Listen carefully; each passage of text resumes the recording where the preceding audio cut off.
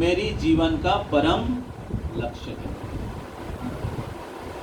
कृष्ण बहिर्मुख जीव भोगवांछा करे, पाछेते माया तारे झापटिया धरे। बोले बात तो कैसी तो कृष्ण बहिर्मुख जीव भोगवांछा करे। तो इस भौतिक संसार में हम लोग कृष्ण से अलग होकर, बहिर्मुख होकर भौतिक सुख, इंद्रिय सुख प्राप्त करने के लिए प्रयास कर रहे हैं। जड़ वस्तु से या इस जड़ शरीर से, इस भौतिक शरीर से हम लोग सुख प्राप्त करने के लिए या भोग करने के लिए प्रयास कर रहे हैं। कृष्ण बहिर्मुख होकर कुछ कुछ सुख कृष्ण सैंक्शन किया है शास्त्र के अनुसार, जिसमें आपको पाप नहीं लगेगा।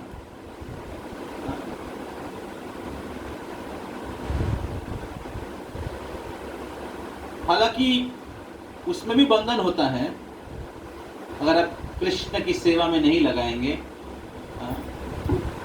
लेकिन जब हम लोग कृष्ण बहिर्मुख होकर शास्त्र के जस शास्त्र विधि उत्सृज्यम वर्तते कामकारतः, शास्त्र के विधान को उल्लंघन करके अगर हम लोग इस भौतिक जगत में भोग करने के लिए प्रयास करेंगे, तब क्या होगा? न स सिद्धिम अवाप्नोति न सुखम न परम गतिम। ना हमें इस भौतिक संसार में हम सिद्धि प्राप्त कर पाएंगे, सफल हो पाएंगे, ना इस भौतिक जगत में सुखी रहेंगे, ना सुखम न परम गति, ना अगले जीवन में। तो इस प्रकार ये जो भौतिक सुख है, विशेष करके कृष्ण बहिर्मुख जीव, कृष्ण बहिर्मुख होकर वो इस भौतिक जगत में हमारा बंधन का कारण है। अनादि कर्म फले परिभवार नभ जले। तो बहुत जन्मों से हम लोग इस भौतिक संसार में माया जाल में फंसे हुए हैं। तो और ये जो भौतिक सुख प्राप्त करने की जो इच्छा है या विचार है कि इससे मैं सुखी हो जाऊंगा, यही जीवन का परम लक्ष्य है, ये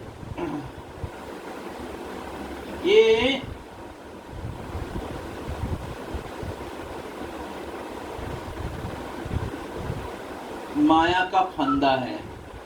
क्या है? माया का फंदा। राधा प्राण को म्यूट रखिए। पता नहीं आप कहां पर क्या कर रहे हैं, सुन रहे कि नहीं क्लास? बाद में प्रश्न पूछूंगा मैं आपको।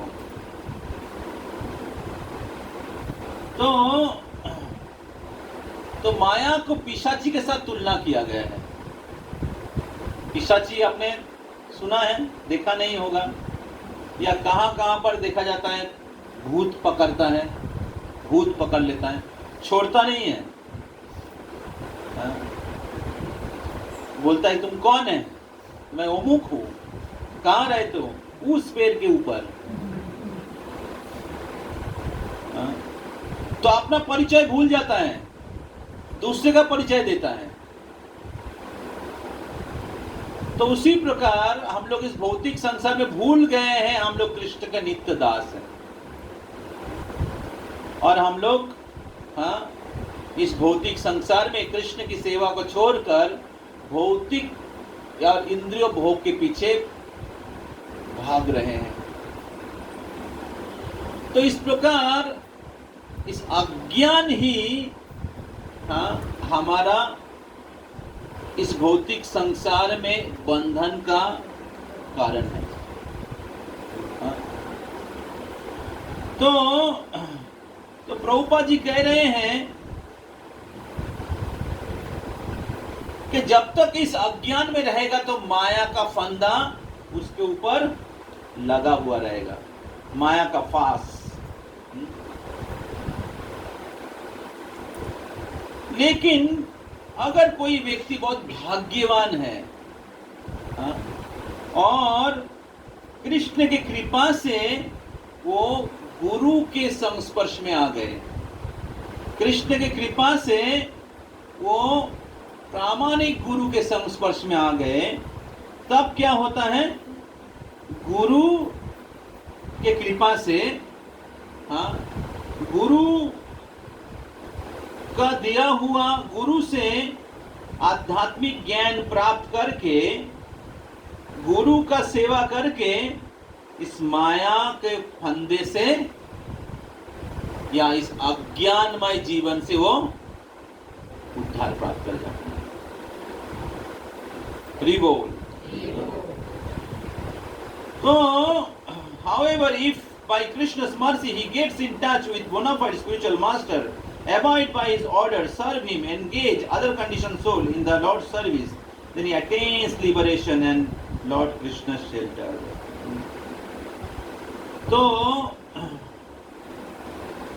तो कोई भाग्यवान व्यक्ति, ब्रह्मांड भ्रमिते कोनो भाग्यवान जीव गुरु कृष्ण प्रसादे पाए भक्ति लता बीज।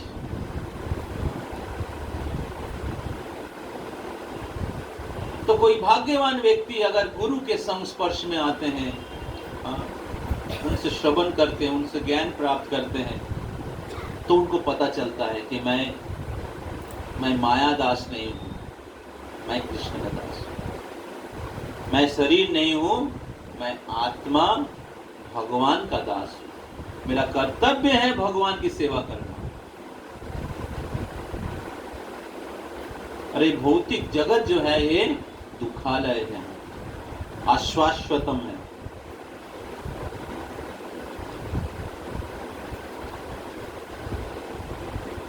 तो भौतिक जगत में जो लोग इंद्रियों भोग की तलाश कर रहे हैं या पापमय जीवन जी रहे हैं, वो उसके कारण उनको दुख भोगना पड़ेगा। ऐसे नहीं कि वो सुखी हो रहे हैं।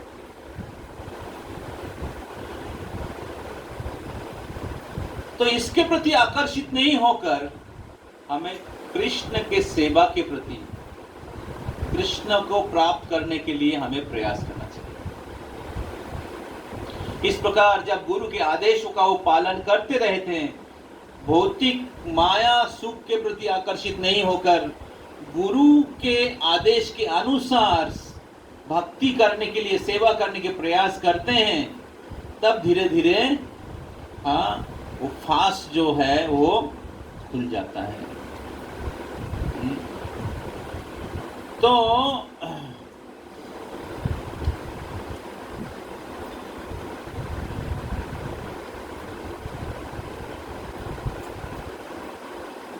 चैतन्य चरितामृत में इसके ऊपर कुछ श्लोक हैं।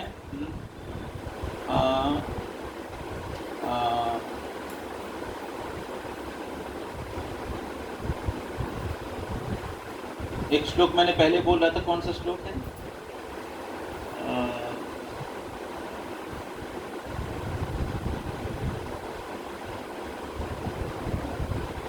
और एक श्लोक में बोला था पहले। तो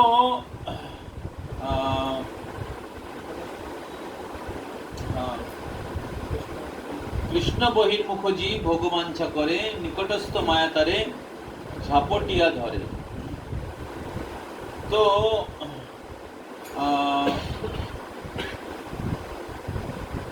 भव सिंधु अनंत विशाल।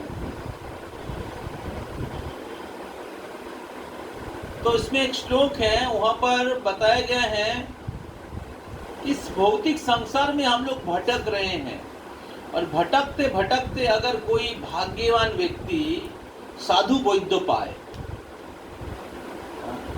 तो साधु या गुरु को वैद्य के साथ तुलना किया गया है।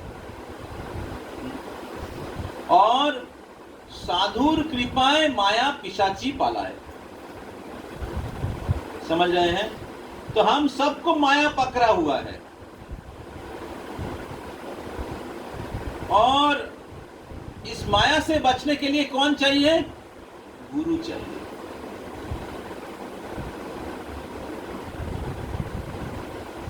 तो गुरु जो है वैद्य है, गुरु जो है डॉक्टर है, गुरु जो है ओझा है। काम क्रोधेर दास होइया मायार लाठी खाए। बोलिए, काम क्रोधेर दास होइया तार लाठी खाए। भ्रमिते भ्रमिते यदि साधु वैद्य पाए, तार उपदेश मंत्रे पिशाची पालाय। कृष्ण भक्ति पाए तबे कृष्ण निकट जाए। इस श्लोक से समझ सकते हैं आध्यात्मिक जीवन में आगे बढ़ने के लिए गुरु कितना महत्वपूर्ण है। इवन कृष्ण भी आपको बचा नहीं पाएंगे।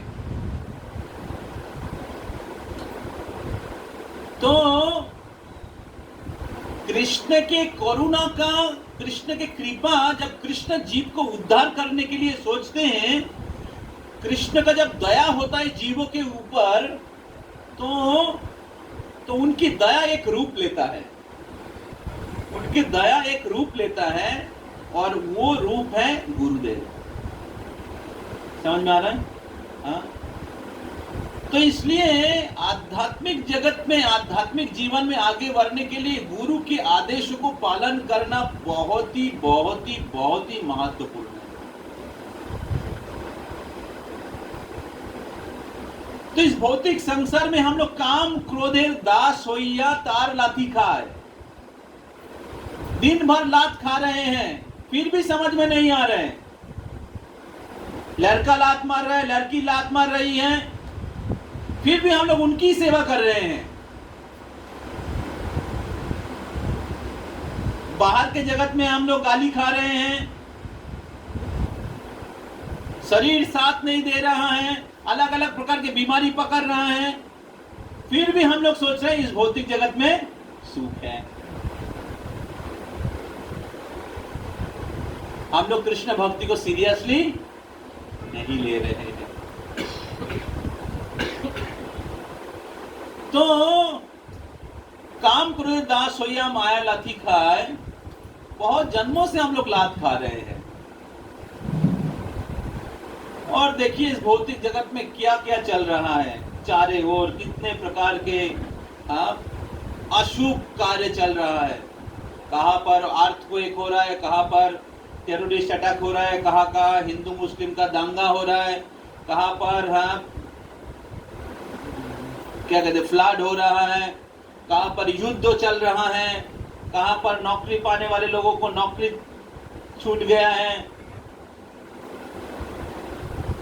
तो इस भौतिक जगत में कहां आनंद है? नाम है एबीपी आनंद चैनल का, लेकिन एक भी आनंद का कोई न्यूज नहीं है। आनंद का न्यूज केवल इस्कॉन में ही मिलता है।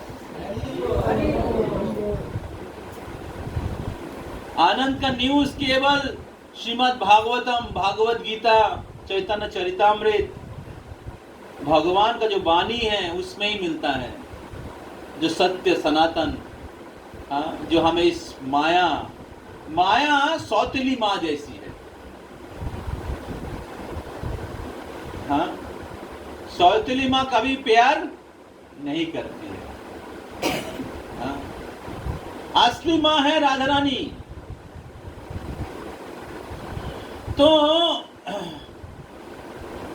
तो इस बद्ध जीव जो इस भौतिक संसार में दुख भोग रहे हैं, उनको उद्धार करने के लिए भगवान उनके प्रतिनिधि श्री गुरुदेव को भेजते हैं। गुरु कृष्ण रूप है शास्त्रेर प्रमाणे, गुरु रूपे कृष्ण कृपा करें भक्त गणे। गुरु कृष्ण रूप है, जैसे मैं बोल रहा था, गुरुदेव जो है कृष्ण की करुणा का रूप है। गुरु कोई साधारण व्यक्ति नहीं है। हम लोग सोचते कि गुरु तो वही तो हमारे जैसे 4 हाथ 2 पैर वाले,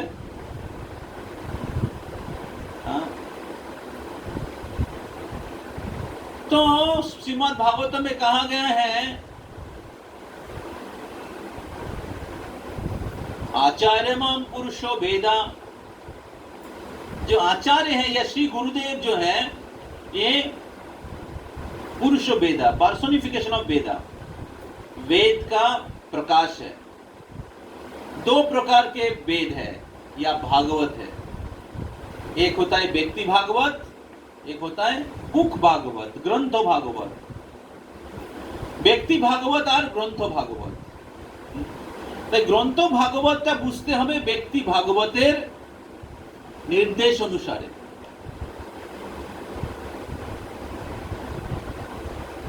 বোঝা যাচ্ছে? তো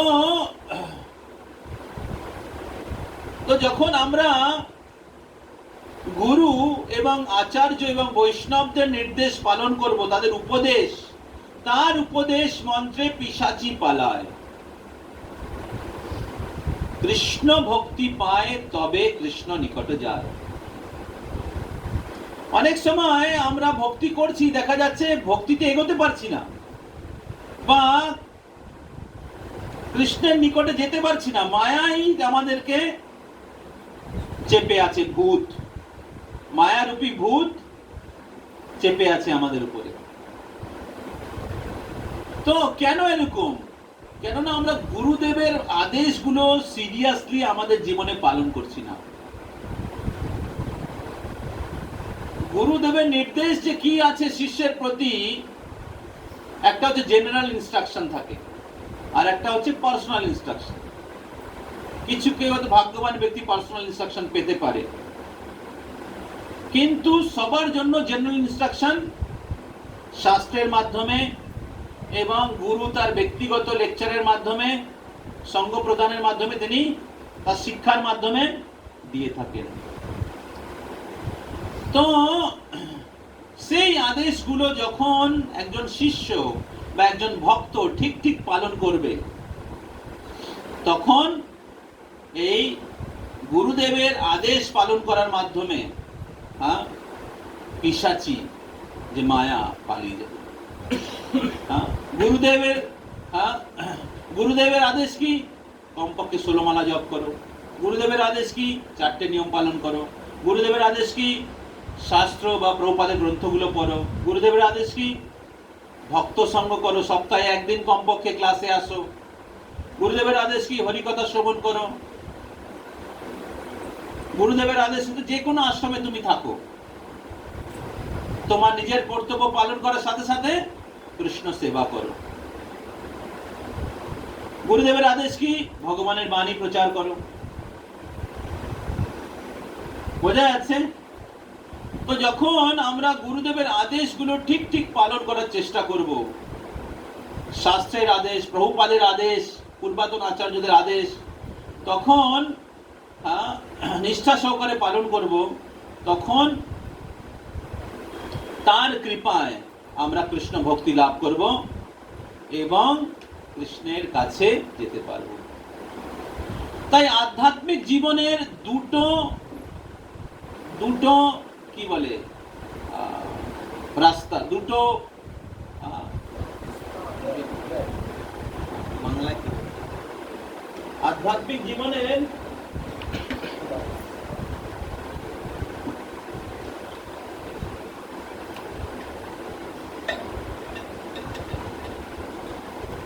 हिंदी में ऐसा बोलता है,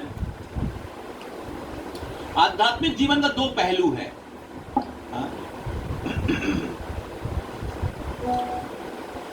एक होता है गुरु का सेवा, एक है कृष्ण की सेवा, दूसरा है गुरु की सेवा। समझ में आ रहा है?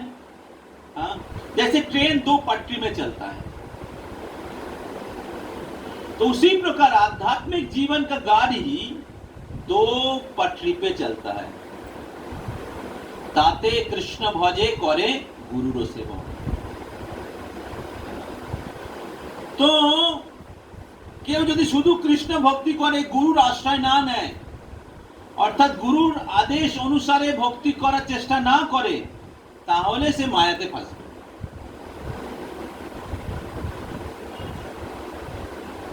অনেক সময় যখন ভক্তিতে পুরনো হয়ে যায়, দীক্ষা হয়ে গেল বা পুরনো, তখন দেখা যাচ্ছে আর গুরুর কাছে আসছি না। দীক্ষা গুরু, শিক্ষা গুরু, আমরা মনে করছি এখন আমি পুরনো হয়ে গেছে, আর দরকার নেই।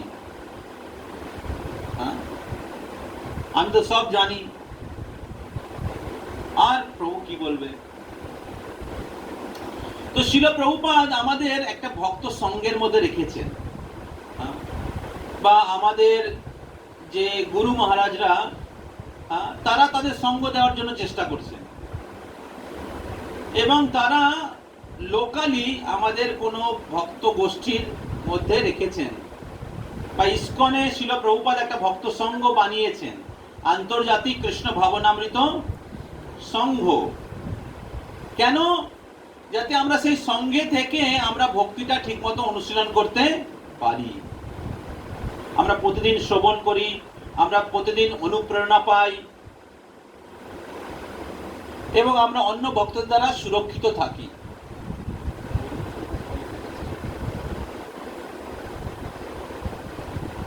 তো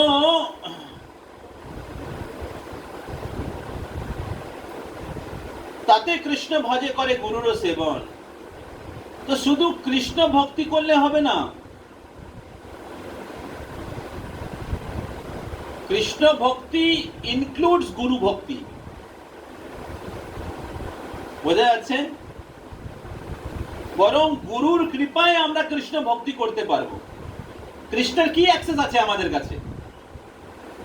আমরা তো মায়াবদ্ধ জীব, আমাদের কাছে কৃষ্ণের কোনো অ্যাক্সেস আছে? গুরু সেই অ্যাক্সেসটা খোলে। বোঝা যাচ্ছে? হ্যাঁ, অনেক সময় মনে করি আমরা তো ভারতবর্ষে জন্ম, আমরা তো জানি এসব। হ্যাঁ,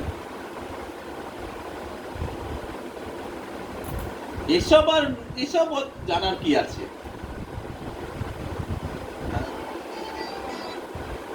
তো আপনার ভারতবর্ষে জন্ম হলেও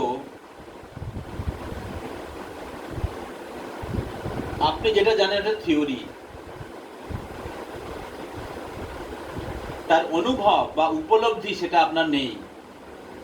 समझ में आ रहा है? उसका उपलब्धि, उसका जो रियलाइजेशन आपके पास नहीं है।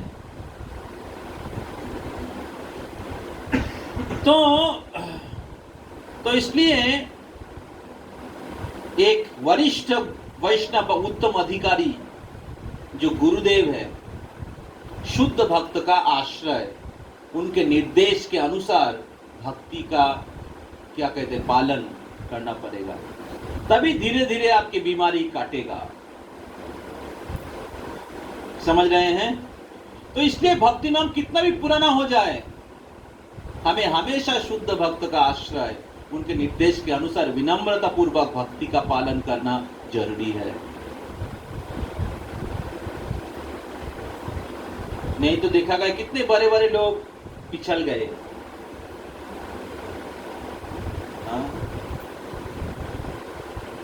तो बहुत सारे लोग दीक्षा लेने के बाद अपना नाम जप छोड़ दिया, 4 नियम तोड़ दिया। क्यों? क्योंकि भक्तों का संग जो दीक्षा को कैजुअली लिया।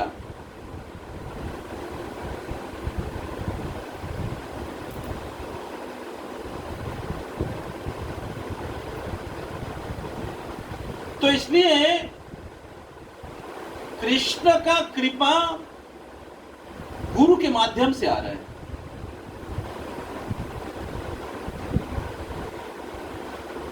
इसलिए गुरु के मार्गदर्शन में रहना, गुरु के आश्रय में रहना, उनके निर्देश के अनुसार जीवन जीना, हमेशा गुरु का चिंतन करना, गुरु के आदेशों के ऊपर ध्यान करना, गुरु का क्या एक्सपेक्टेशन है मेरे प्रति, इसके बारे में विचार करना, कैसे गुरु के मिशन में कुछ मैं सहयोग कर सकता हूँ, गुरु के आंदोलन में मैं कुछ सेवा कर सकता हूँ, उसके बारे में सोचना शिष्य के लिए बहुत ही महत्वपूर्ण है। जैसे सूर्य है और सूर्य से पृथ्वी है, जितना ज्यादा दूर चला जाएगा तो क्या होगा? फ्रीज हो जाएगा। उसी प्रकार हम लोग गुरु से ज्यादा दूर चले जाएंगे तो क्या होगा? माया पकड़ लेगी।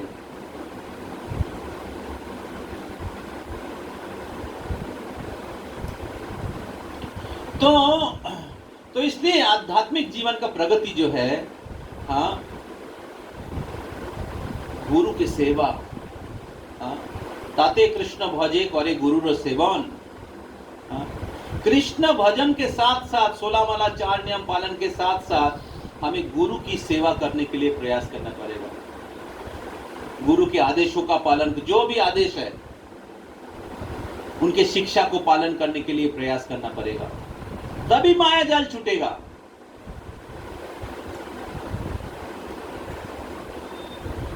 इसलिए कृष्ण खुद बोलते तद्वृद्धि परिपाते न परिप्रश्न सेवाया उपदेक्षन्ति ते ज्ञानम ज्ञानिना तत्वदर्शिना। एक तत्वदृष्टा गुरु के पास जाओ, डायरेक्ट कृष्ण नहीं।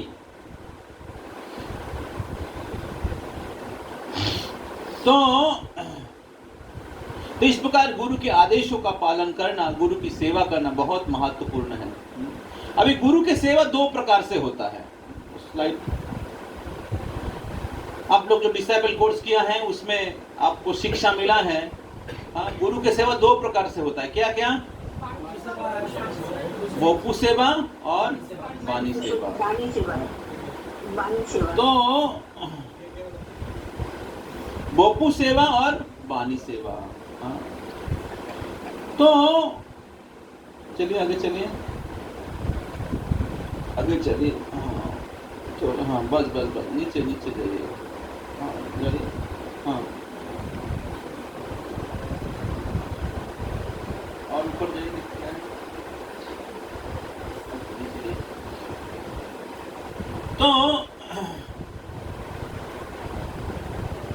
तो बोपू सेवा मतलब आपने सुना है, बोपू सेवा मतलब गुरु के लिए रसोई करना, हाँ, गुरु को पंखा करना, हाँ, गुरु के कपड़े साफ करना, गुरु के रूम सफाई करना, हाँ, गुरु का पाद संवहन करना, हाँ। तो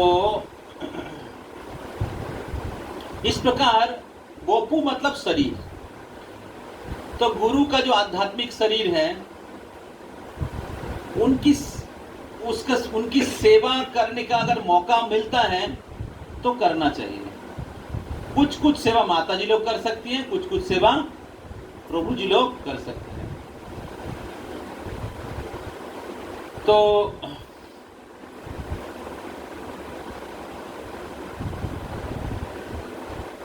गुरु के चप्पल, हाँ, साफ करना, हाँ, गुरु के टॉयलेट साफ करना, गुरु के बर्तन खाने के बाद झूठा बर्तन साफ करना। तो इस प्रकार बोपू सेवा, हाँ। मैं बहुत भाग्यशाली था,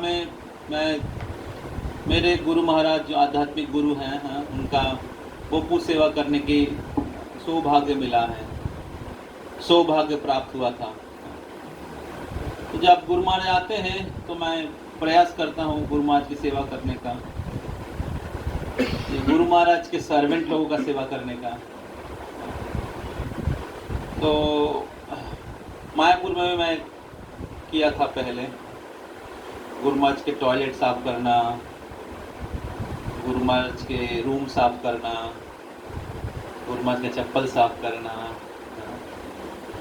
तो नाइट शिफ्ट में मैं सेवा किया था, रात्रि जाग, मतलब रात में गुरु महाराज सोते थे तो मैं गुरु महाराज के रूम में रात्रि जागरण करता था, देखना पड़ता था।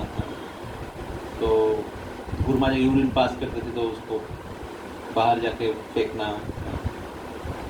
तो बहुत बार गुरु महाराज सोते थे तो, और नींद में गुरु महाराज के गले में क्लिकर लगा हुआ रहता, तो नींद में जप करते, हरे कृष्णा कृष्णा कृष्णा हरे हरे, हरे राम राम राम हरे हरे।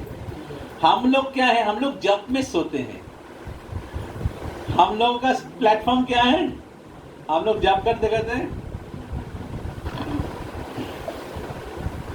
करते सोते हैं, और गुरु महाराज नींद में जप करते। समझ में आ रहा है डिफरेंस? कोई जप में सोता है, मतलब कृष्ण का नाम उच्चारण करते हुए कृष्ण का याद नहीं आ रहा है, सो जाते हैं, और एक जन सोते हुए कृष्ण को याद कर रहे हैं। तो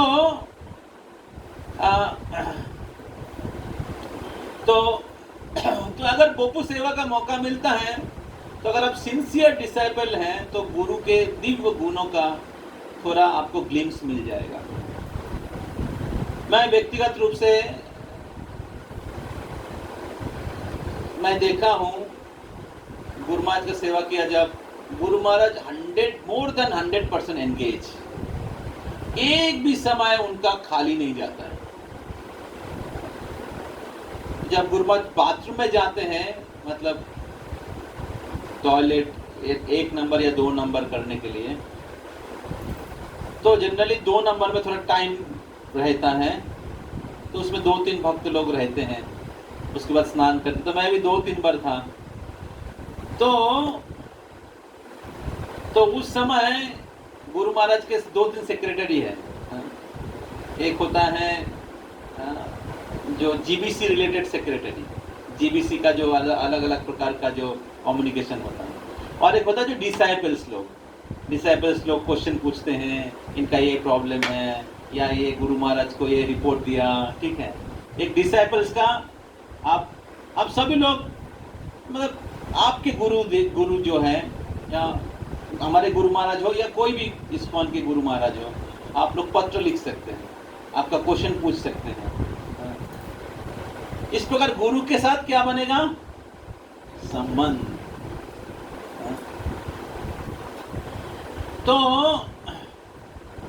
जब गुरु महाराज बाथरूम में जाते, तो एक सेक्रेटरी घुस जाता है और वो पढ़ता है, ठीक है, वो पढ़ता है कि जीबीसी के रिलेटेड कुछ होगा तो पढ़ेगा, तो गुरु महाराज उसका आंसर देते हैं, और वो लिखते हैं, टाइप करते हैं मोबाइल में और भेज देते हैं। समझ में आ रहा है? ऐसा कोई व्यक्ति देखा बाथरूम में भगवान की सेवा कर रहे हैं? समझ में आ रहा है? हाँ, ऐसे तो इस्कॉन के कितने सारे प्रकार के मतलब सेवा हैं, उसके बाद अलग अलग प्रकार की समस्या होता है, उसको समाधान करना पड़ता है। तो कितना लोड या समस्या का समाधान करना पड़ता है, उनको झेलते हैं। उसके बाद हाँ, एक व्यक्ति इस प्रकार भगवान की सेवा करते हैं। हाँ, तो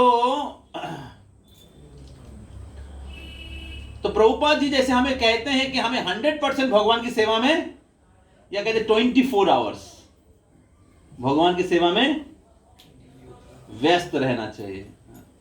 तो मैं व्यक्तिगत रूप से मेरे को देखने का मौका मिला है गुरु महाराज को।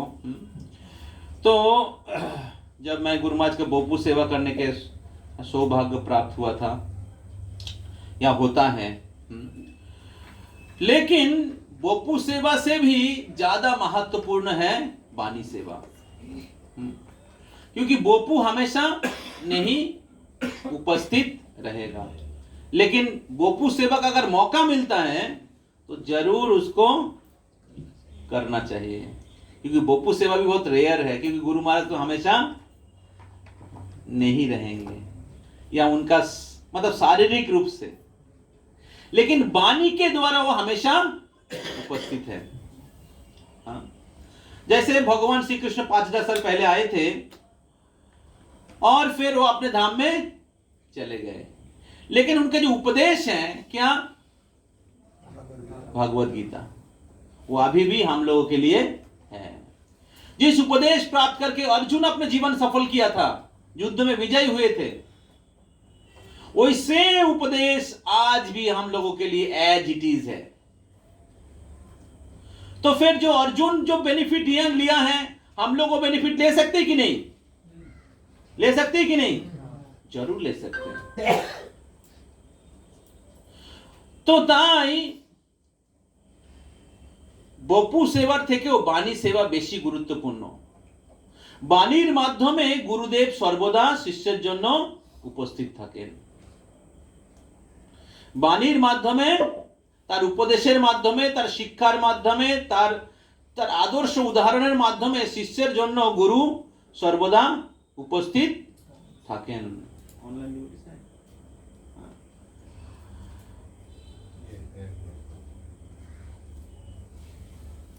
তো তাই গুরু তাতে কৃষ্ণ ভজে করে গুরুরও সেবন। তো গুরু সেবা কি করে করবো, এটা গুরুত্বপূর্ণ। তাই বপু সেবা এবং তার সাথে সাথে বাণী সেবা। বাণী সেবা আপনি যে কোনো জায়গা থেকে করতে পারেন, বোঝা যাচ্ছে? বপু সেবা যখন গুরুদেব থাকে তখনই করা যায়, কিন্তু বাণী সেবা আপনি যে কোনো স্থানে। বপু সেবা লিমিটেড, বাণী সেবা আনলিমিটেড। তখন গুরুদেবকে আপনি খাওয়াবেন, কতটুকু খাওয়াবেন আপনি? কিন্তু গুরুদেব বলছে বই বিতরণ করো। কত বই বিতরণ করবেন? আপনার উপরে। 1টা, 10টা, 100, 5000, আনলিমিটেড। একজন ভক্ত বলছে, আমাদের একজন ভক্ত 5 লাখ বই বিতরণ করবে সংকল্প নিয়েছে। তো বাণী সেবা হচ্ছে অসীম, আর বাণী সেবা সর্বদা উপলব্ধ রয়েছে। তাই গুরুদেবের বাণীর সাথে শিষ্যের সম্বন্ধটাকে জোরালো করতে হবে বা দৃঢ় করতে হবে গুরুদেবের বাণীর সাথে। তাই গুরুদেবের কাছ থেকে শুনতে হবে, গুরুদেবের সম্পর্কে শুনতে হবে, আর গুরুদেবের শ্রীমুখ থেকে শুনতে হবে। যখন গুরুদেব আসছেন শারীরিক ভাবে, তখন গিয়ে আপনি শুনুন তোনার সামনে, বা গুরুদেব কোথাও আছেন কাছাকাছি, কোথাও মায়াপুর বা বম্বে বা কোথাও, সেখানে গিয়ে শুনুন। তো আমাকে পাকা করবেন না। তো অথবা গুরুদেবের লেকচারস রেকর্ডিং করা আছে, সেই রেকর্ডিং লেকচারগুলো আপনি ইউটিউবের মাধ্যমে বা ফেসবুকের মাধ্যমে আপনি সেগুলো শুনতে পারেন। প্রভুপাদের লেকচার রয়েছে। প্রভুপাদ আমাদের ইসকনের মুখ্য শিক্ষাগুরু, তার লেকচার, তার গ্রন্থগুলো আমাদেরকে পড়তে হবে। তো এইভাবে যদি আমরা শ্রবণ করি, তার সঙ্গ নেই, গুরুদেবের সঙ্গটা শ্রবণের মাধ্যমে বিশেষ করে, তাহলে আপনি বুঝতে পারবেন গুরুদেবের শিষ্যের কাছে কি চাইছে। বোঝা যাচ্ছে? তো এইভাবে তার বাণী সেবা, তার আদেশগুলো পালন করা গুরুদেবের প্রতি সবচেয়ে গুরুত্বপূর্ণ সেবা।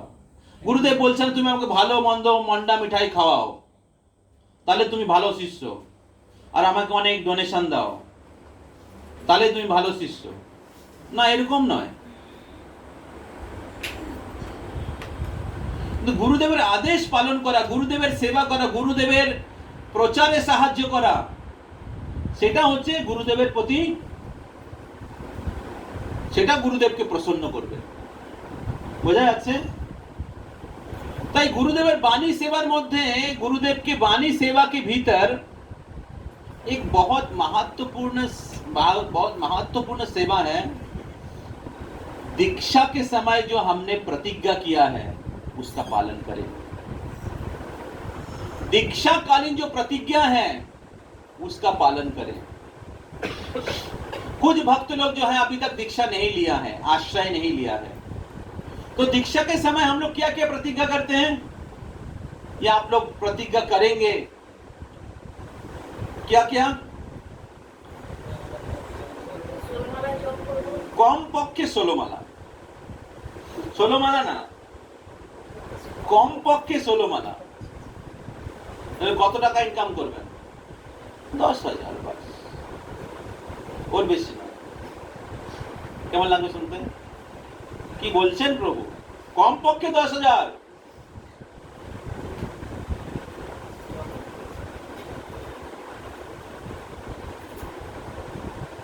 তাই 16 মালাটা হচ্ছে মিনিমাম, 16 মালাটা হচ্ছে মিনিমাম, কমপক্ষে 16 মালা। যখনই সময় বেশি পাবেন, প্রভুপাদ বলছেন কেন 16 মালা, 16,000 মালা, তাই না? যত বেশি জপ করবেন তত আপনি কৃষ্ণের প্রতি আপনি আপনার ভালোবাসা বৃদ্ধি পাবে। তো দীক্ষার সময় আমরা সংকল্প নেই, মহাপ্রভুর সময় তখন সবাই কত মালা জপ করত? 64 মালা।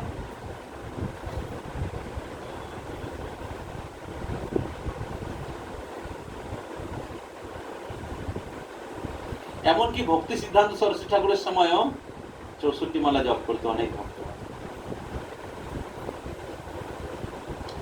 তো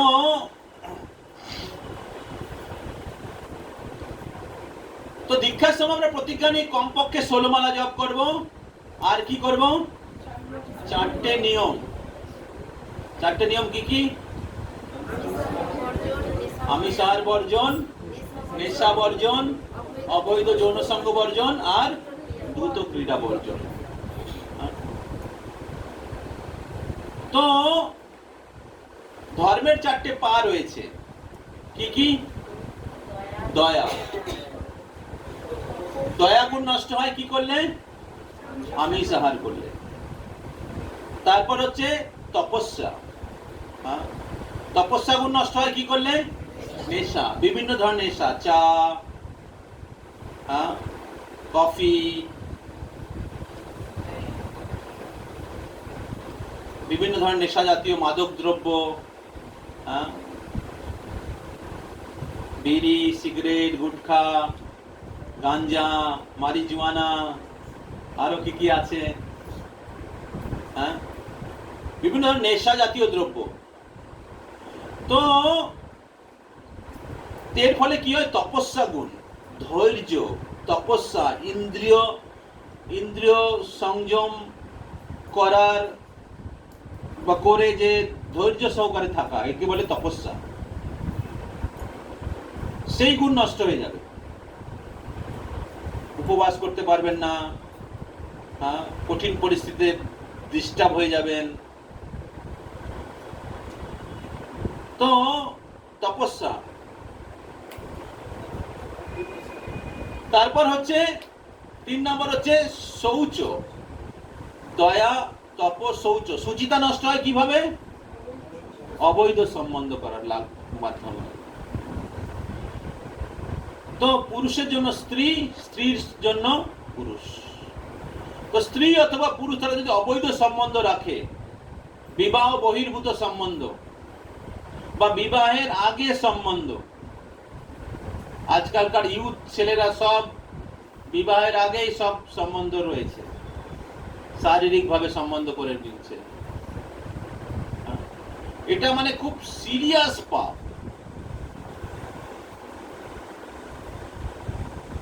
এর ফলে আমাদের হৃদয়ে যে কৃষ্ণ ভক্তি জাগরিত হতে পারে, সেটা কি হয়? সেটা নষ্ট হয়ে যায়। তো এই সুচিতা নষ্ট হয়, পবিত্রতা নষ্ট হয় অবৈধ যৌন সঙ্গ করার মাধ্যমে। আর 4 নম্বর হচ্ছে সত্যম। সত্য, দয়া, তপ, শৌচ। এই সত্য গুণ নষ্ট হয় দ্রুত ক্রীড়া বা জুয়া। আজকে মোবাইল ফোনে জুয়া খানায় যেতে হবে না আপনাকে, মোবাইলেই জুয়া চলছে। তারপর বিভিন্ন ধরনের ওই আছে,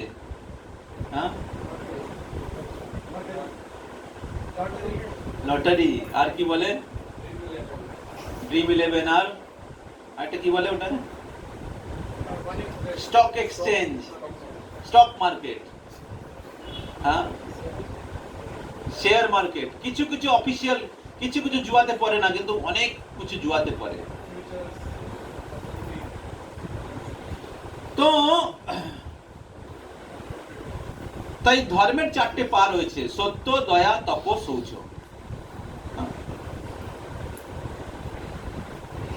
তাই এই 4টে পা ভেঙে যায় এই 4টে কার্য করার মাধ্যমে। আমিষ আহার, নেশা, অবৈধ সঙ্গ, দ্রুত ক্রীড়া।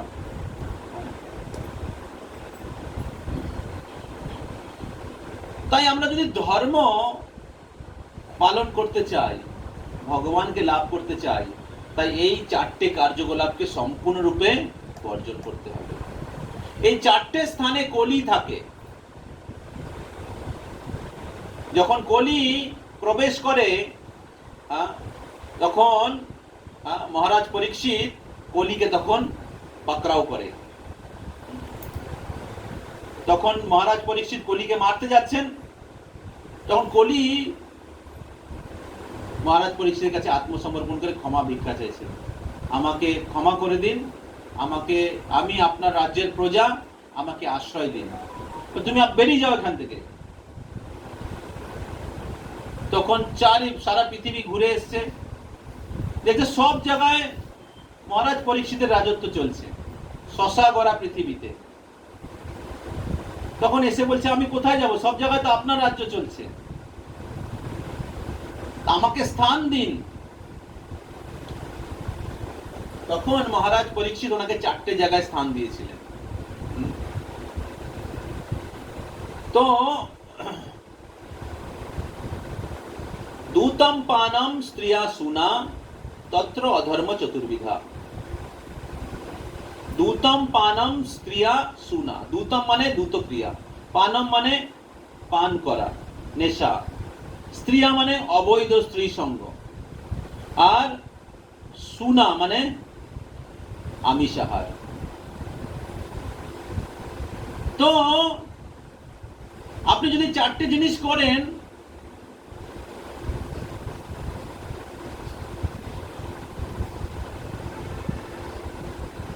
যেখানে কলি বাস করে, তাহলে আপনি কৃষ্ণকে কি করে উপলব্ধি করতে পারেন? আর কি করে আপনি আশা করতে পারছেন আপনি কৃষ্ণের কাছে ফিরে যাব? তাই আপনার দীক্ষা হোক বা না হোক, আপনি আশ্রিত আছেন আর দীক্ষিত আর কি কথা।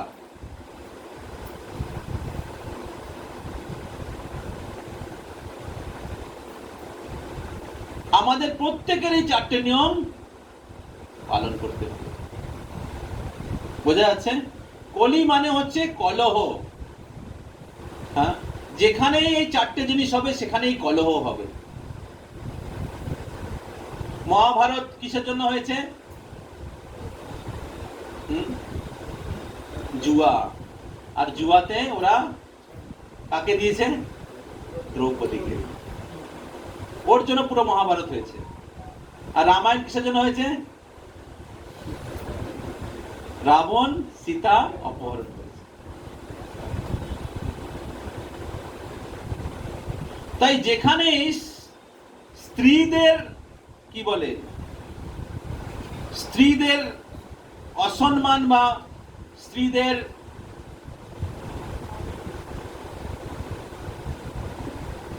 অত্যাচার করা হয়, তো সেখানেই কি বলে, সেখানেই বিভিন্ন ধরনের দুঃখ প্রকাশ হবে, দুঃখ ভোগ করতে হবে।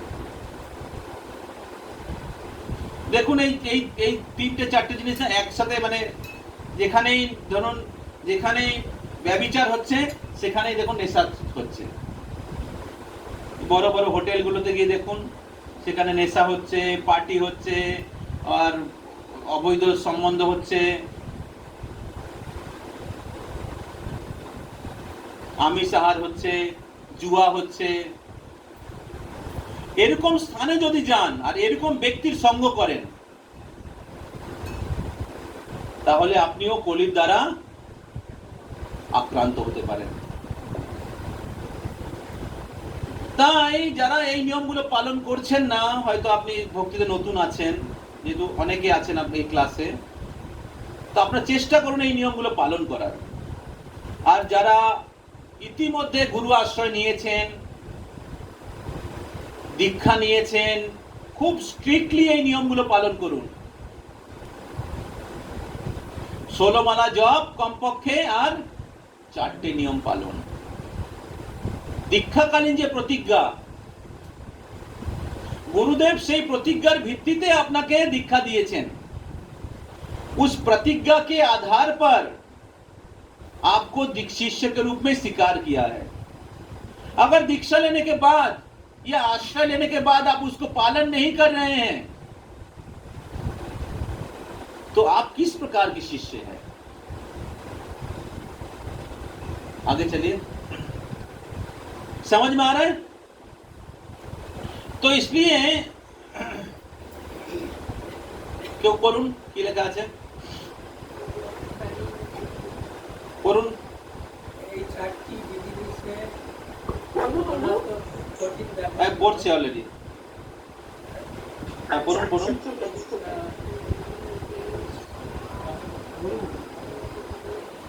তোমরা সবাই যদি আন্তরিক হতে চাও তাহলে এই সব কর্মকাণ্ড থেকে বিরত থাকতে হবে। আর তা না হলে তোমরা নাটক করো আর তোমাদের যা করতে চাই করতে পারো, আমি তোমাদের সুরক্ষা দিতে পারবো না, এটা সম্ভব নয়। কে বলছে এটা?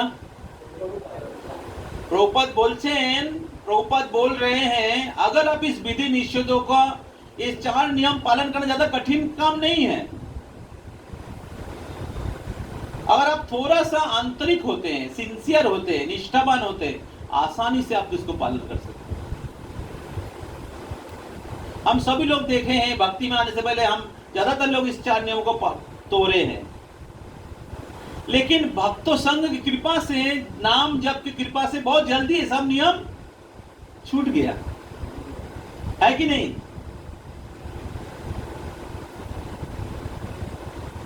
तो लेकिन अगर कोई व्यक्ति दीक्षा लेकर, गुरु आश्रय लेकर अगर वो ये 4 नियमों को तोड़ता है, नाम जप ठीक से नहीं करता है, हाँ,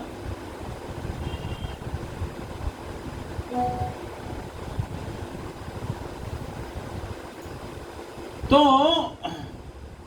और एक भक्त का नाटक करता है, तिलक लगाता है, धोती पहनता है, लेकिन नियम पालन नहीं करता है। तो प्रभुपाद क्या बोल रहे हैं? क्या बोल रहे हैं? आमी तुम्हारे सुरक्षा दीते पारबो ना। प्रभुपाद जैसे महान व्यक्ति, आप सोच रहे हाँ ठीक है गुरुदेव हमें बचा लेगा, हाँ 1-2 বার কৃষ্ণ আপনাকে মাফ করে দেবে, গুরুদেব আপনাকে মাফ করে দেবে, কিন্তু আপনি যদি বারবার করছেন, জেনে শুনে করছেন, অ্যাক্সিডেন্টাল ফল ডাউন হতে পারে কখনো, কিন্তু কেউ জেনে শুনে করছে, অপরাধ করছে, তার সংশোধন করছে না, গুরুর কাছে স্বীকার করছে না, तो क्यों गुरु बचाएगा?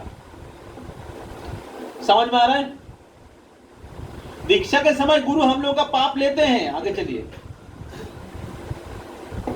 लेकिन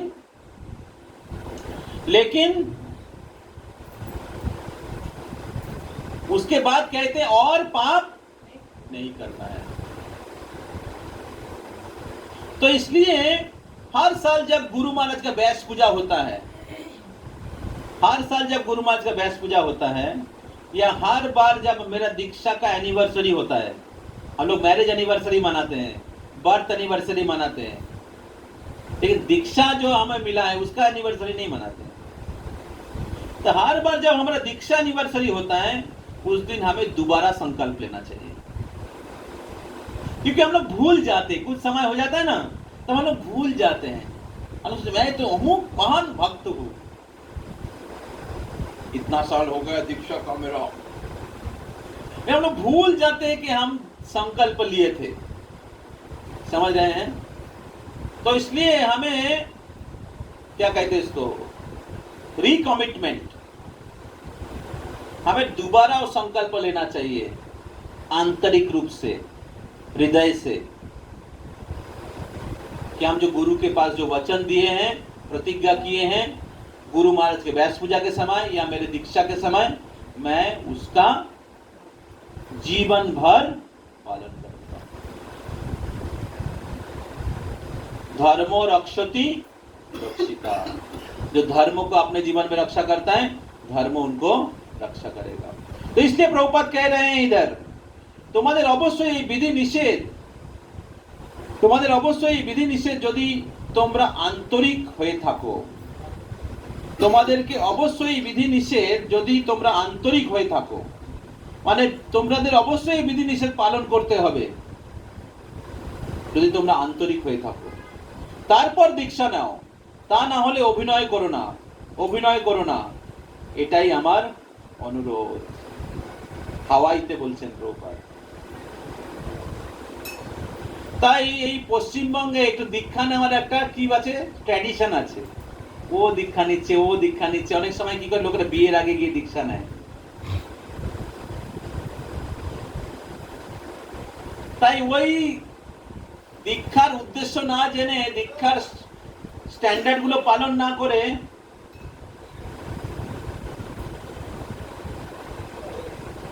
বাইরের লোকেদের মতো দীক্ষা নেওয়াটা আমাদের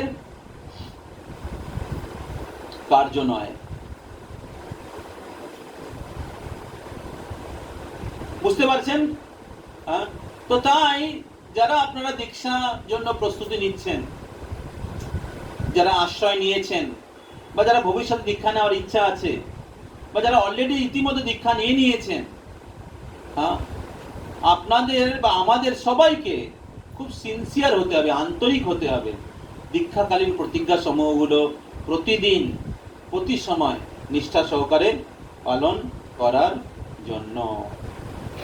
কেউ পড়ুন, ऑनलाइन कोई पढ़ून, ऑनलाइन से कोई पढ़ सकते हैं। और 10 मिनट।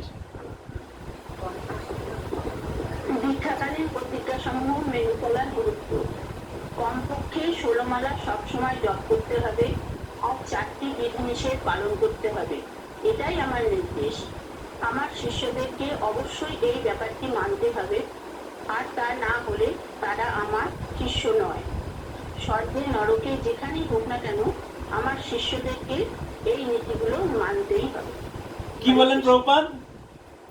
কি বললেন? ঠিক আছে, আর কি বললেন? হ্যাঁ,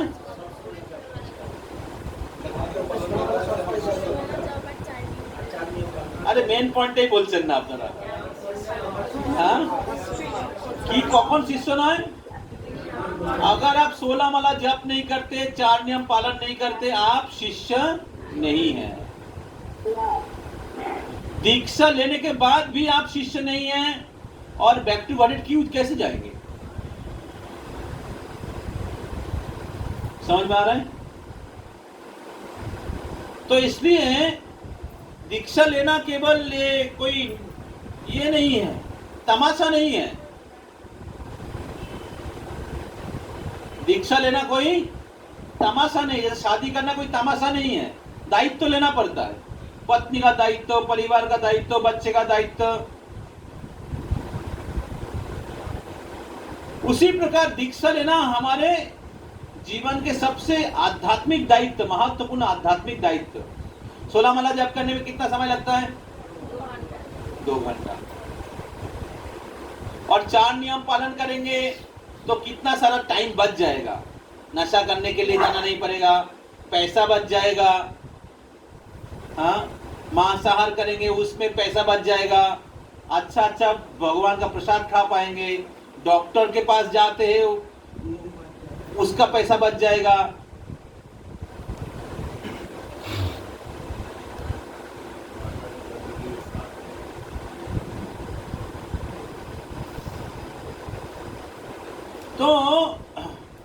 तो क्या कठिन है? 16 माला जप करते में 2 घंटा लगता है, और आधा घंटा 1 घंटा प्रभुपाद जी की किताब पढ़िए। 1 घंटा नहीं तो कम से कम आधा घंटा पढ़िए, और हर दिन थोड़ा सा लेक्चर सुनिए। कितना घंटा लगता है? 3 से 4 घंटा लगेगा हाईएस्ट। तो कोई भी व्यक्ति अपना भौतिक कर्तव्य के साथ साथ कृष्ण भक्ति कर सकता है। आज पूरे विश्व भर में हजारों लाखों लोग, गृहस्थ हो या स्टूडेंट हो, वो कृष्ण भक्ति का प्रैक्टिस करते हैं। कृष्ण भक्ति का प्रैक्टिस करके हमें जीवन में परिवर्तन आ रहा है, हाँ? जीवन में सुख शांति, एक दिव्य जीवन का अनुभव हो रहा है। पहले जीवन और भक्ति जीवन में फर्क समझ में आ रहा है।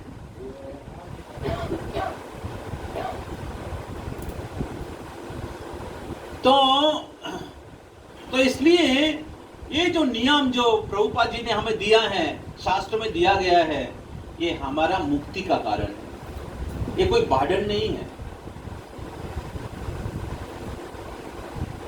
ये हमें माया के जो चंगुल है, माया का जो फंदा है, उससे बचाएगा। गुरु आया है हमें माया का फंदे से निकालने के लिए, कृष्ण के प्रतिनिधि के रूप में। तो इसलिए गुरु के आदेश को बहुत सीरियसली पालन करते रहना हर दिन बहुत महत्वपूर्ण है। विशेष करके अगर आप सुबह जप करेंगे अपना नाम जप, तो आसानी से आपका 16 माला कंप्लीट हो जाएगा। फिर पूरा दिन आपके पास है। भक्ति देव दामोदर महाराज बोलते हैं अगर आप सुबह 16 माला कर देते हैं तो बड़ा दिन हो जाता है, दिन बहुत बड़ा हो जाता है कि पूरा दिन आपके पास है। और 16 माला का नहीं होता है सुबह, हाँ ये काम आ जाएगा वो काम आ जाएगा और लगेगा अरे टाइम नहीं है, टाइम नहीं है, टाइम नहीं है। तो सुबह जब नहीं होता तो समय दिन छोटा हो जाता है, और सुबह जब हो जाएगा तो दिन। तो इसे सुबह जप करिए, और सुबह जप हमेशा अच्छा होता है क्योंकि सुबह सत्व गुण होता है। अभी वैशाख महीना है, बहुत ही पवित्र समय है, परसों एक अक्षय तृतीया है, तो इस समय का लाभ उठाइए, अपना साधना को अच्छा करिए। साधना से आपको पवित्रता प्राप्त होगा, प्योरिटी। आगे चलिए,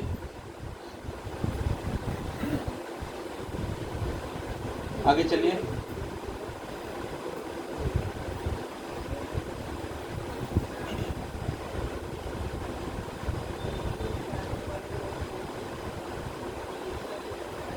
पढ़िए कोई, पढ़ूं अपनी पढ़ूं।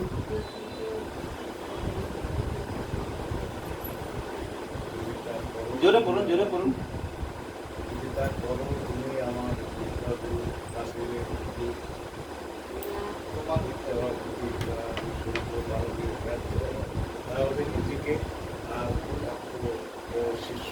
भेबे की लाभ की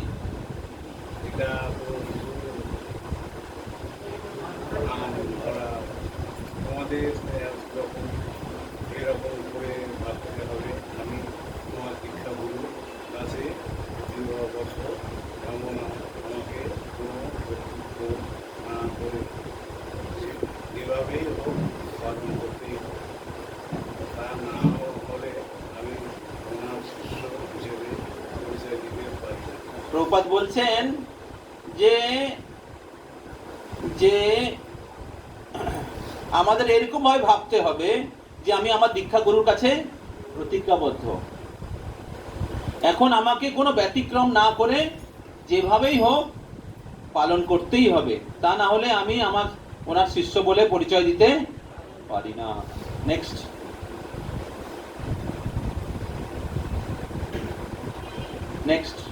चलिए। तो ये जो 4 नियम है एक तपस्या है। हाँ? कलि युग में आपको हिमालय जाके तपस्या करने के लिए बोला गया है, घर छोड़ के सन्यासी बनने के लिए बोला गया है। हाँ? एक कॉमन सिंपल तपस्या, मांसाहार नहीं, अवैध संबंध नहीं, जुआ नहीं और नशा नहीं। हाँ? क्योंकि अधर्म का स्तंभ है, केवल 4 नियम को तोड़ छोड़ने के लिए बोला गया है, 4 प्रकार के पाप कर्मों को त्याग करने के लिए कहा गया है। और इस तपस्या के द्वारा, और ये सुबह उठकर, हाँ, और एक तपस्या क्या है, सुबह उठकर भगवान का नाम जप करना, मंगल आरती में भाग लेना। तो इतना अगर हम लोग करेंगे तो हम लोग, हाँ, आध्यात्मिक जीवन में प्रगति कर सकते हैं। समझ रहे हैं? तो इसलिए आध्यात्मिक प्रगति के लिए, पीछे जाइए, तपस्या बहुत महत्वपूर्ण है। तपस्या के द्वारा हम लोग कृष्ण भक्ति में आगे बढ़ सकते हैं। अगर इतना सा अगर तपस्या नहीं कर सकते हैं, प्रभुपाद बोल रहे हैं, तो फिर तो हम लोग जानवर है। कौन है? जानवर। हम लोग से ये सब करना पड़ेगा, इससे अच्छा है उधर जाके दीक्षा ले लेता हूं। उधर कोई नियम नहीं है, उधर तो कोई नियम नहीं होगा, क्योंकि तो जानवर का क्या कहते हैं पार्टी है। कुछ भी करो, दीक्षा ले लो। समझ में आ रहा है? ये दीक्षा है क्या? हाँ, नरक जाने का रास्ता। समझ में आ रहा है ना? हाँ, तो इसलिए अगर मिनिमम तपस्या हम लोग नहीं कर सकते तो जानवर से क्या हम लोग बेहतर है? जानवर भी व्यभिचार करता है, जानवर भी मांसाहार करता है, जानवर इससे अच्छा है, वो जुआ नहीं खेलता है। जानवर अच्छा है, वो नशा नहीं करता है।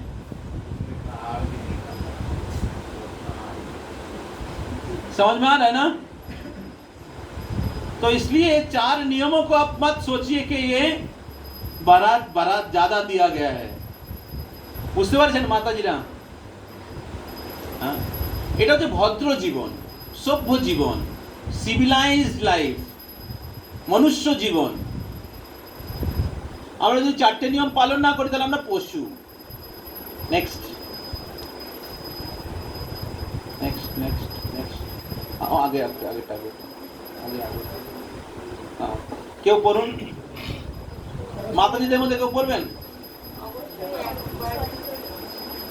অবশ্যই একবার দুইবার কৃষ্ণ ক্ষমা সুন্দর দৃষ্টিতে দেখবেন, কিন্তু এর বেশি হলে কৃষ্ণের জন্য ক্ষমা করাটা কষ্টকর হয়ে উঠবে। আর তখন তোমার এত সময় শক্তি ব্যয় করেও সবকিছু হারানোর বিরাট ঝুঁকিতে পড়বে। तो ये जो हमें मौका मिला है कृष्ण को प्राप्त करने का, भगवत धाम जाने का, ये जो मौका है इसमें बहुत बड़ा एक झुकी, बहुत बड़ा एक डाउट, क्वेश्चन मार्क आ जाएगा। प्रभुपाद जी ने कहा कि 16 माला जप करोगे, 4 नियम पालन करोगे, मैं वचन देता हूं इसी जीवन में भगवत धाम ले जाऊंगा। लेकिन अगर आप उसको सीरियसली नहीं लेते हैं,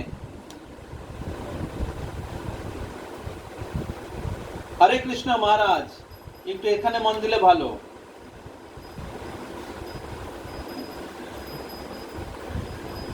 तो कभी कभी एक्सीडेंटली मिस्टेक हो सकता है।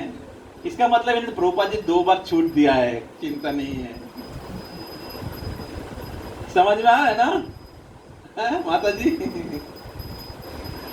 तो অবশ্যই 1-2 বার কৃষ্ণ ক্ষমা দৃষ্টিতে দেখতে পারেন। হয়তো কেউ মিস্টেক করে দিল, হয়তো কৃষ্ণ ক্ষমা করে দেবে, অজান্তে করে ফেলেছে, বা পূর্ব জীবনের স্বভাব অনুসারে, পূর্বে স্বভাব ছিল, হ্যাঁ, সেই অনুসারে মিস্টেক হয়ে গেছে। কৃষ্ণ হয়তো ক্ষমা করে দেবে একবার, কিন্তু আমরা যদি সেটা সুযোগ নিয়ে আমরা চালিয়ে যেতে থাকি আর মনে করছি গুরুদেব ক্ষমা করে দেবেন, না বাবা। প্রভুপাদ আগেই বলেছেন আমি দায়িত্ব নেব না। তাই আমাদেরকে দায়িত্ব নিতে হবে যে আমি আর এই পশু জীবনে, এই পাপময় জীবনে যাব না। তাই আমি সিরিয়াসলি ভক্তি করব। এর পরেরটা খুব গুরুত্বপূর্ণ। তো এখন কি করলে আমাদের আমরা আমরা শ্রী শ্রী রাধা গোবিন্দ মহাপ্রভু কি জগন্নাথ বলদেব সুভদ্রা মহারানী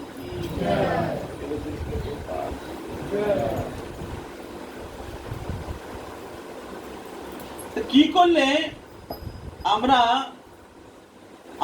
আমাদের ভক্তি জীবনে দৃঢ় হতে পারবো, এই 4টে নিয়ম আমরা নিষ্ঠা সহকারে পালন করতে পারবো? কি করলে? এটা হচ্ছে প্রশ্ন। তো প্রভুপাদ বলছেন এখানে, সবাই শুনুন, একটা দড়ি টানাটানি খেলা হচ্ছে। সুতরাং মায়াকে ভয় পেও না, শুধু জপের মাত্রা বাড়িয়ে দাও আর তুমি বিজয়ী হবে।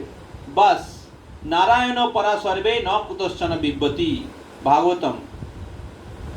আমরা মায়াকে ভয় পাই না, কারণ সেখানে কৃষ্ণ আছেন।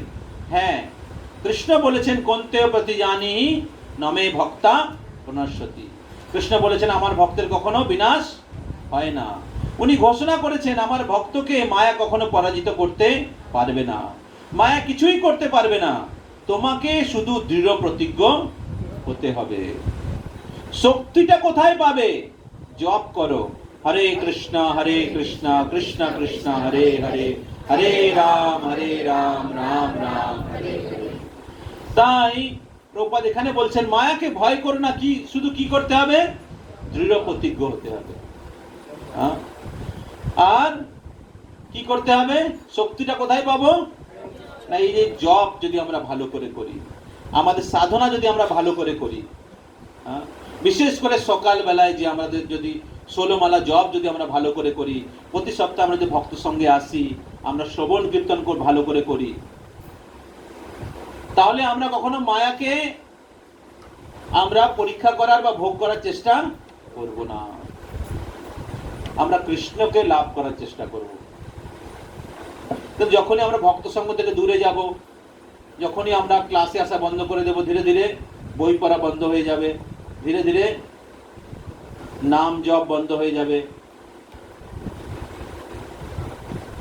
ধীরে ধীরে বাইরের জগতের প্রভাবটা আবার বাড়তে থাকবে। তাই সাধু সঙ্গ আর নাম জপ। তাই চৈতন্য চরিতামৃতে বলা হয়েছে যে সংসার বলিতে আর কোনো বস্তু নাই, সাধু সঙ্গে কৃষ্ণ নাম এই মাত্র চাই। সাধু সঙ্গ আর কৃষ্ণ নাম, কৃষ্ণ কথা আর কৃষ্ণ নাম, এই দুটো যদি আমরা ঠিক মতো করি তাহলে আমরা শক্তি লাভ করব। তাই ভক্তরা মায়াকে ভয় পায় না, তারা কৃষ্ণকে ভয় পায়।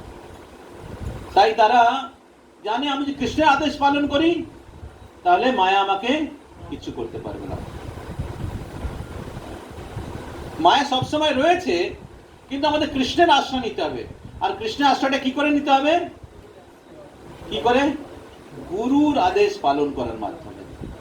তাতে কৃষ্ণ ভজে করে গুরুর সেবন, মায়া জাল ছুটে পায় কৃষ্ণর চরণ। বুঝতে পারছেন? তাই কৃষ্ণের আশ্রয় কি করে নিতে হবে তার একটা স্ট্যান্ডার্ড গুরু দিয়েছে। ধরুন আপনার রোগ আছে, রোগ থেকে কি করে মুক্ত হবেন তার একটা স্ট্যান্ডার্ড মেডিসিন, একটা ডোজ ডাক্তার দিয়েছে।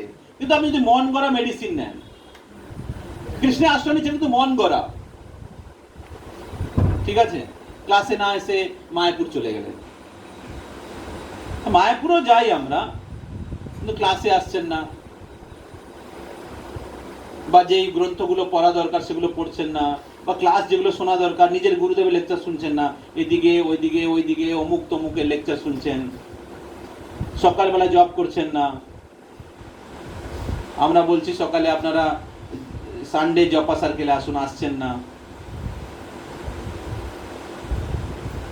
তাই শিল প্রভুপাদ আমাদের কিছু স্ট্যান্ডার্ড দিয়েছেন, পূর্বাতন আচার্যরা আমাদের কিছু স্ট্যান্ডার্ড দিয়েছেন কৃষ্ণের আশ্রয় নেওয়ার। সেই স্ট্যান্ডার্ড গুলো যদি আমরা নিজের জীবনে দৃঢ়তা সহকারে পালন করি,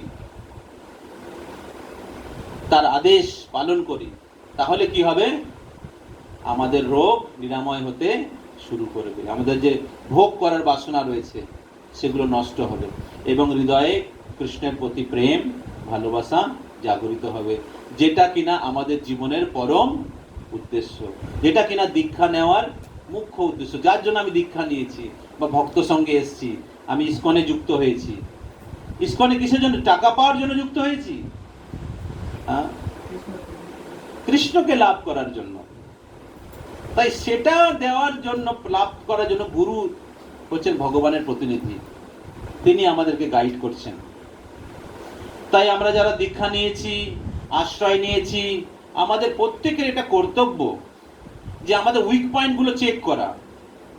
আমি আশ্রয় নিতে এত বছর আগে, দীক্ষা নিয়েছি এত বছর হয়ে গেছে, কি কি জিনিস আমি ঠিকমতো পালন করছি, কোথায় কোথায় আমার গ্যাপ রয়েছে, সেগুলোকে খুঁজে বার করা, খুঁজে বের করে সেগুলোকে মেরামত করা এবং গুরুদেবের সাথে আমাদের সম্বন্ধটাকে আরো, দীক্ষাগুরু বিশেষ করে, এবং দীক্ষাগুরু মুখ্য শিক্ষাগুরু, এটা মনে রাখবেন আপনারা। দীক্ষাগুরু হচ্ছেন মুখ্য শিক্ষাগুরু এবং আরো অন্যান্য শিক্ষা গুরু বৃন্দরা রয়েছেন। যারা দীক্ষাগুরুর গুরু ভ্রাতা তারা মুখ্য শিক্ষাগুরু, এবং তাদের অধীনস্থ কিছু শিক্ষাগুরু রয়েছে যাদের কাছ থেকে আপনারা নিয়মিতভাবে শুনছেন। তাই সেই সম্বন্ধটাকে ঠিক রাখা এবং তাদের আদেশগুলো পালন করার মাধ্যমে আমরা ভক্তিতে সুরক্ষিত থাকবো।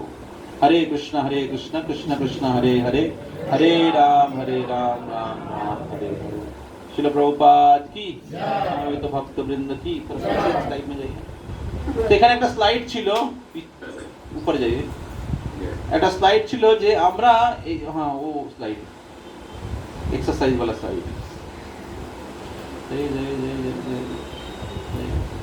হ্যাঁ, একটা স্লাইড ছিল যে এই যে দীক্ষাকালীন প্রতিজ্ঞা সমূহ পালন করতে কি কি বাধা বিপত্তির সম্মুখীন হচ্ছি আমরা।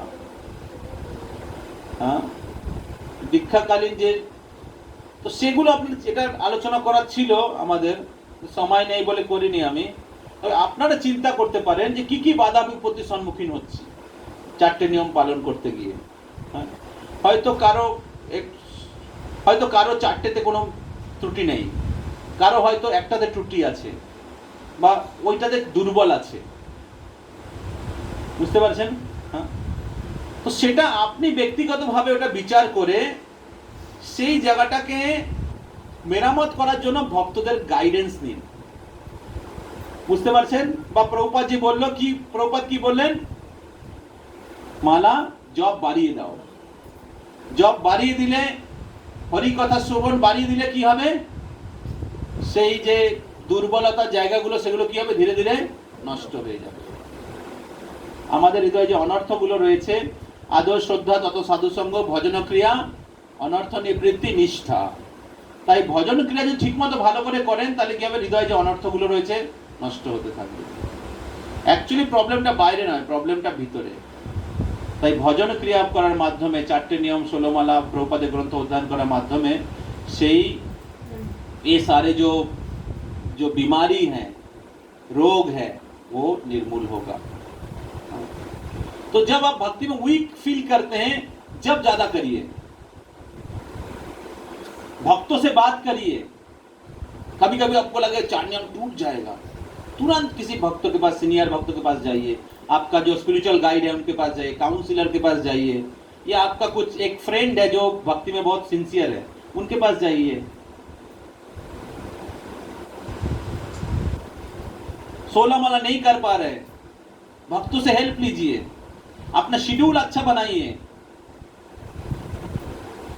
दिन का जो क्या कहते हैं सूची है, उसके द्वारा आप इसको टैकल कर पाएंगे। और देखिए, अगर आप सुबह अच्छे से जप करेंगे, बाकी काम ऐसे ही हो जाता है। ठीक है, तो किसी का कोई प्रश्न है?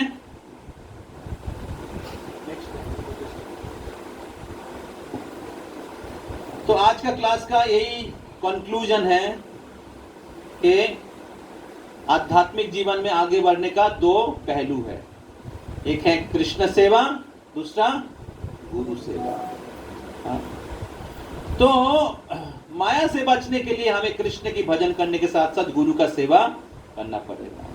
और गुरु के सेवा दो प्रकार का है, एक होता है बोपू सेवा, दूसरा है बानी सेवा।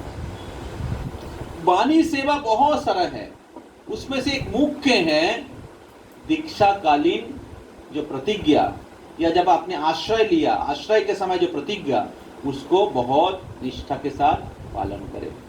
अगर वो हम पालन करते हैं तभी हम लोग शिष्य हैं, नहीं तो हम शिष्य नहीं बोल सकते।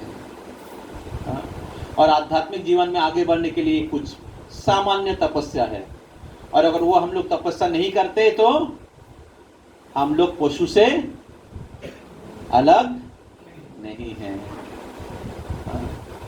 तो इसलिए हमें और निष्ठा के साथ, हाँ, जो दीक्षाकालीन प्रतिज्ञा है, और गुरु के मिशन में कुछ सेवा। हाँ? गुरु के आदेश का पालन, मतलब गुरु बोल रहा है 16 माला जप करो, गुरु बोल रहा है 4 नियम पालन करो, गुरु बोल रहा है किताब पढ़ो, गुरु बोल रहा है कुछ प्रचार करो।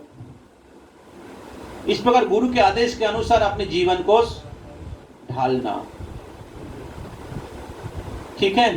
हाँ, तो इस प्रकार जब हम लोग गुरु के एक विश्वस्त सेवक बनने के लिए प्रयास करेंगे, तब माया प्रवेश नहीं कर पाएगा, क्योंकि गुरु के आदेश के द्वारा आप अपने जीवन को ढाल लिया है। गुरु जो जो बोल रहे हैं उसी प्रकार आपने जीवन को, अपने जीवनचर्या को बना दिया है। माया घुसने का चांस ही नहीं मिलेगा। और ऐसे भक्तों का संग में रहिए जो सीरियस है।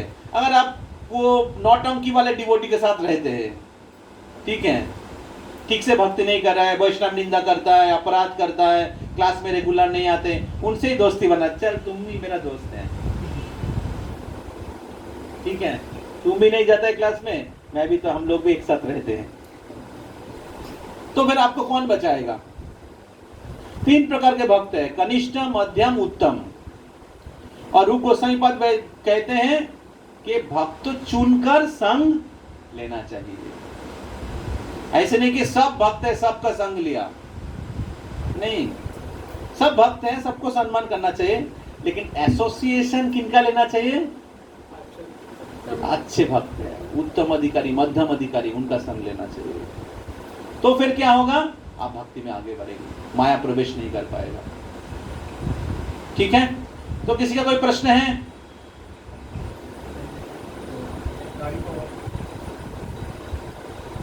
किसी का कोई प्रश्न है? কি গাড়ি কি গাড়ি? ওই দিক থেকে যাবেন, ওইখান থেকে অটো ধরবেন, ওখানে ট্রেন ধরবেন, ট্রেনে ধরে তারপর ওই ইয়ে চলে যাবেন, আরাম সে পেয়ে যাবেন, ঠিক আছে। কেন পাবেন না? এখান থেকে অটো পাবেন, নাও পেতে পারেন, ওখান থেকে পেয়ে যাবেন। यस, किसी का कोई प्रश्न है?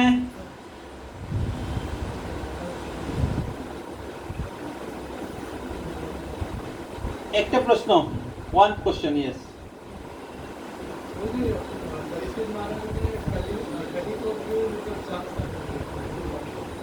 क्योंकि कली युग में बहुत दोष है, लेकिन कली का एक अच्छा गुण था। वो अच्छा गुण क्या है? अगर हरि नाम करेंगे भगवत धाम चले जाएंगे। दूसरे युगों में 50 साल, क्या कहते, मतलब 10,000 साल, बहुत सालों बाद लाखों तपस्या करना पड़ता था। लेकिन कली युग में आप 30 साल, 40 साल, 50 साल, 100 साल जिएंगे, और उसमें अगर केवल आप हरि नाम करेंगे, 4 नियम पालन करेंगे, back to godhead. Hari बोल। इसलिए महाराज परीक्षित ने कली युग को एंट्री दिया था। समझ में आ रहा है? तो कली युग का बहुत दोष है, लेकिन एक अच्छा गुण है, कले दोषे निधे राजन अस्ति एको महान गुणो कीर्तना देव कृष्णस्य मुक्त संग परम ब्रजेत।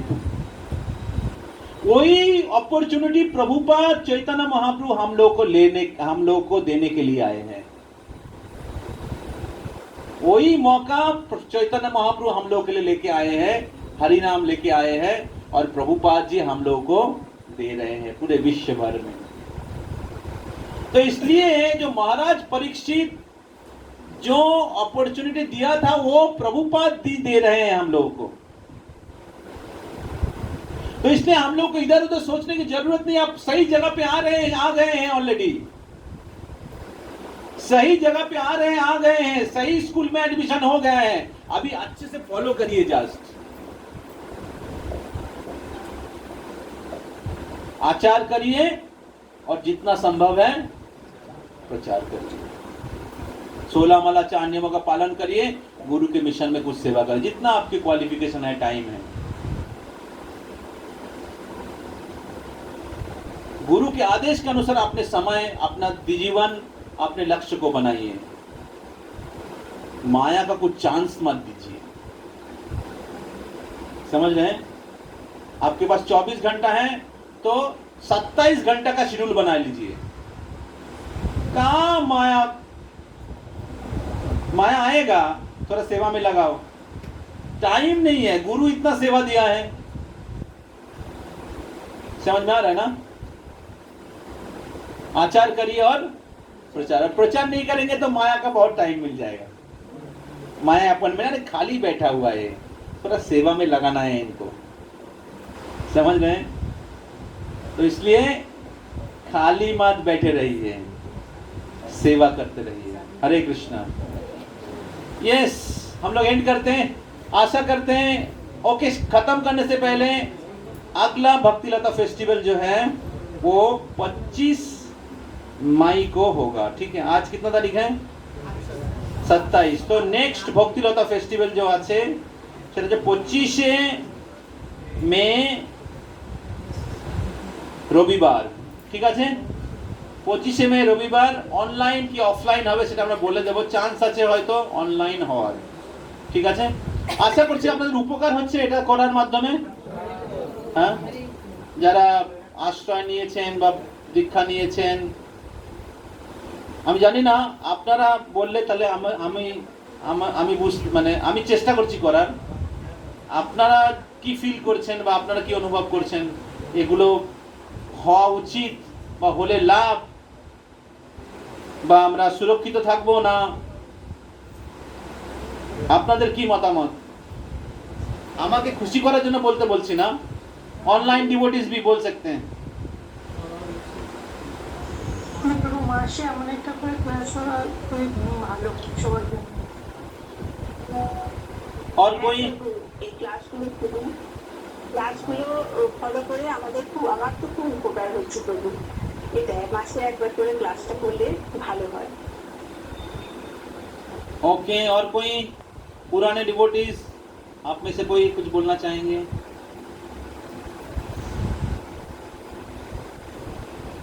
बोले भालो। मैंने देखा कुछ लोग आश्रय लिए थे। ठीक है, आश्रय लेने के बाद